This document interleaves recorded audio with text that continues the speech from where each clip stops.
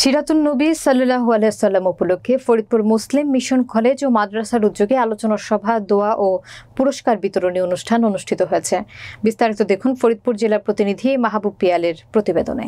বুধবার সকাল 11টায় কোমরপুরস্থ মুসলিম mission college অডিটোরিয়ামে এই অনুষ্ঠান অনুষ্ঠিত হয়। ফরিদপুর মুসলিম মিশন কলেজের অধ্যক্ষ আব্দুল্লাহ আল মামুনের সভাপতিত্বে আলোচনা সভায় প্রধান অতিথি হিসেবে উপস্থিত ছিলেন ফরিদপুরের বিশিষ্ট ইসলামী চিন্তাবিদ, গবেষক ও প্রবীণ শিক্ষাবিদ অধ্যাপক এম.এ. সামাদ।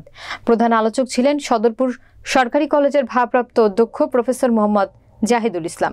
এ সময় অধ্যাপক হাফেজ মাওলানা মিয়া জাহিদ হাসান, অধ্যাপক মিয়া জাফর ইকবাল, অধ্যাপক মাওলানা মোহাম্মদ নুরুজ্জামান, অধ্যাপক মনিরুল ইসলাম, অধ্যাপক মোহাম্মদ শওকত ওসমান, ফরিদপুর মুসলিম মিশনের প্রশাসনিক কর্মকর্তা মোহাম্মদ আলাউদ্দিন, মাওলানা আবুল কাশেম সহ কলেজ শিক্ষক ও ছাত্রছাত্রীরা উপস্থিত ছিলেন।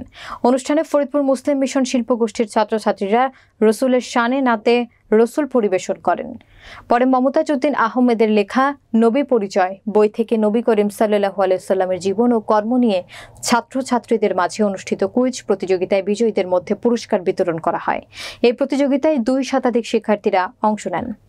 মৃত আমেনা আক্তার শিবচরের বাঁশকান্দি ইউনিয়নের মির্জারচর ব্যাপারী কান্দির জাকির মুন্সির মেয়ে। তার বয়স ছিল 12 বছর।